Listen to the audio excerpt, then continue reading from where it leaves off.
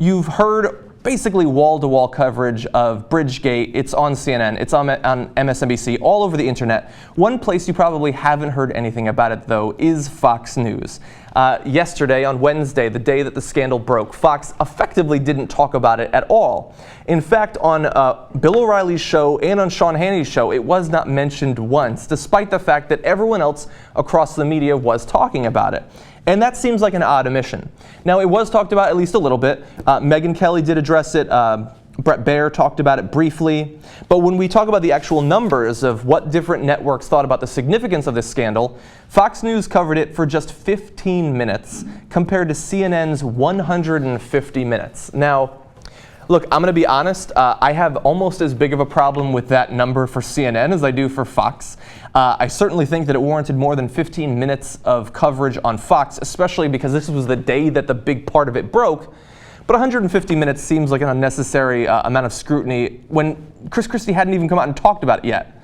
And you can expect that that number will be even higher today. Now, it did come up a little bit more today on Thursday, Fox deciding that, look, we actually do have to cover it, although the way that they addressed it, especially in Fox's morning shows, was a little bit interesting. Steve Doocy, Hasselbeck were talking about the Gates book on Obama and the military, and they're not happy at all with all this bridge talk. Watch. Imagine the commander-in-chief claiming that he supports you but not your mission. How do you separate the two? And how do you separate yourself as commander-in-chief from your troops and the mission that you're putting forward? It just doesn't make sense. Doesn't make sense on paper. Doesn't make sense on air. Doesn't make sense from the President of the United States. To hear any of that coming forward in this book is just shocking. Yeah, and I was watching one news channel yesterday. You would think that this would be a big story. All about the bridge thing with Christie. We're going to be talking about that in a little while. Yeah, there's Steve Doocy keeping up on all the relevant news, talking about the bridge thing. I don't even think it's news. We're going to talk about it in the next segment, by the way. So I love that. So they are talking there about Bob Gates' book that says that or their interpretation of it is that Barack Obama doesn't care for the military, doesn't support their mission.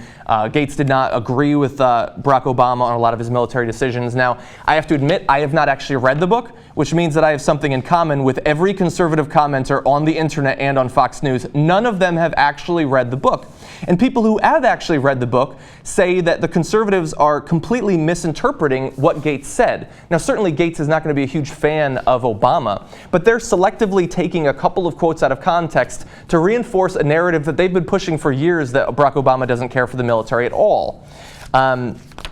And by the way, so Hasselbeck there, it doesn't make any sense to me that he would say this. Not on any level does it make sense. Then perhaps you don't actually know what you're talking about. If it doesn't even convince you and you're readily predisposed to believe this sort of BS. And so they want to get past the Chris Christie stuff. Now, that doesn't mean that they're big fans of Chris Christie. It's just their general, standing motivation, their standard operating procedure is, why should we be attacking a Republican when there's a perfectly good Democratic president to attack? And so they're going to focus on the Gates thing. Now, I can't say at this point what sort of legs the Bridgegate conspiracy will have. Perhaps if Melissa Harris Perry had talked about Kieran Romney a couple days later, we'd still be discussing that. But people got sick of talking about the Romney child, and so now we've moved on to Bridgegate. Hopefully it'll last for at least a few days, just because I want to know if there's any way that they can tie Chris Christie to this. Because, look, he seems like the sort of guy who probably would be vain and petty enough to use his political power to damage Democrats that he wasn't in favor of. And just as a way of illustrating how petty it actually was, they used this political power to hurt the Fort Lee mayor. Chris Christie was not in any danger of losing. That mayor's supporting or not supporting Chris Christie in his re-election bid was almost 100% meaningless. It had no influence whatsoever on the actual outcome of the vote, in which Chris Christie won by like 30 points.